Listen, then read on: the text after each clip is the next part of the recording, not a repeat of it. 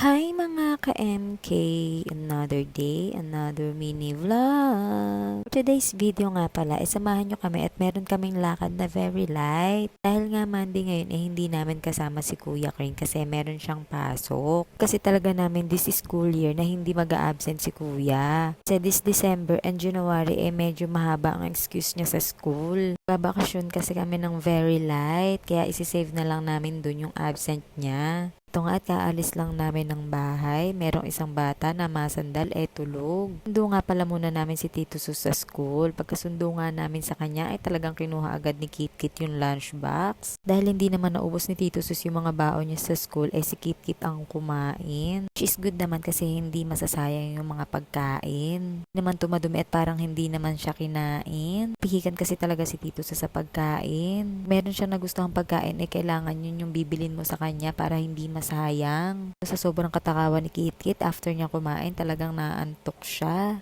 Para kay Kit Kit, food is life and sleep is life, char. Timing nga yung tulog ni Kit Kit at dahil malapit na kami sa pupuntahan namin, talagang ginising ko muna siya. Gupitan nga pala namin tong dalawang bata kasi medyo mahaba na yung mga buhok nila. Si Kit Kit kasi napagkakamalang babae dahil sa buhok niya medyo mahaba. Kung ako hindi pa magugupitan si Kit Kit, ako na magugupit ng bangs niya. Ito lang baka mamaya maging Barbie doll, char. Mga Uncle Barrio at merong batang nag-iiyak. Dumating kasi yung Daddy Sexy Loves nyo, matagal kaming hindi nakabalik dito kaya medyo naninibago si Kit. Dapat uupo nga ako dyan para hindi siya mag-iiyak. Sabi ng pinsan ko, siya na lang yung mag-a-assist. Kulang kasi talaga si Kit Kit kaya nag-iiyak. Pero maya-maya tumigil na din naman si Kit sa kakaiyak niya. Naman, gugupitan lang naman siya at hindi naman siya aanuhin. Meron talagang pag-iyak pang nalalaman. Diyos ko. Ang pogi kong pinsan, walang ginawa kundi tawanan si Kit Kit. Mo naman kasi talagang inaapi, mukhang kawawa yung muka.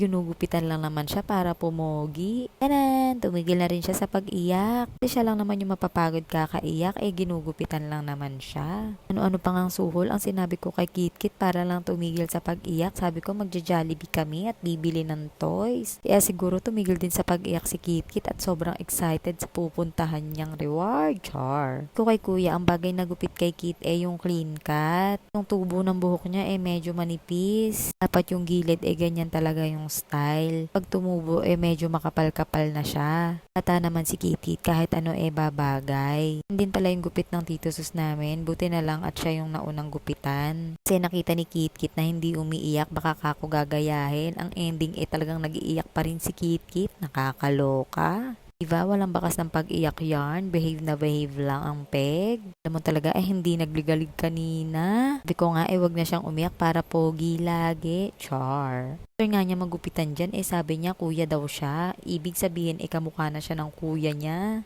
Kit Kit, hindi ka talaga nagkakamali. Pati yung daddy mo naging kamukha mo lalo. Nakakaloka. Hindi ako na naman ang team sawi. Kayo na talaga ang kamukha ng daddy nyo. Sabi ko kay Kuya Crane, pag uwi, yan na din yung ipagupit niya para tatlo na silang magkakamukha. Ito nga, merong isang batang excited at marirewardan. Diba? Sila na nga yung nagpagupit, sila pa yung magkakaroon ng reward. Sana all. Na namang mga batang natupad ang kahilingan. Char. Lunch na din kasi yan at mga gutom na rin kami. Nagtagal talaga kami dun sa pagupitan kasi nga nagligalig si Kit Kit. Ayan, napa-Jollibee tuloy nang wala sa oras. O pag nakita na naman at nalaman ng Kuya Crane namin na lumabas kami, magagalit na naman sa akin at hindi ko siya sinama. Pa talaga pag lalabas kami hindi siya mawawala ng pasalubong kung ayaw mo magkaroon ng World War III, char. Medyo maraming ang tao that time kasi lunch time yan. Umakit na kami sa taas para maghanap ng mauupuan. Nama ko na nga rin pala tong dalawa makukulit sa taas. Baka kasi mamaya pag sumama pa sa counter magturo na naman ng mga laruan. Sobrang dami na kasi nilang laruan sa bahay hindi na alam kung anong lalaruin. Sayang din naman. Ako medyo naglalas na ako sa mga toys. Ko kasi ngayon ang mga educational toys lalong-lalo na kay Kit Kit. Na rin kasi niyang alam at gusto ko matuto pa siya ng husto para pagpasok ready na rin siya at hindi kami mahirapan parehas. Ang goal ko talaga ngayon mga educational toys. Kung hindi educational toys gamit sa school. Okay na kasi yun kasi napapakinabangan naman nila. Mga marami na silang laruan sa bahay. Hindi naman yung nahihirapan magligpit araw-araw kasi sa sobrang daming laruan. Hindi na lang dumating na itong mga order namin. Itong mga batang to kanina pa inaantay yung pagkain nila. Kala mo naman talaga gutom na gutom. Sana kami dito kakain sa Jollibee. Pero since nag-request yung dalawang bata at kagabi pa nila gusto kumain dito, go push na lang. O siya, hanggang dito na lang mga ka-MK. Bye!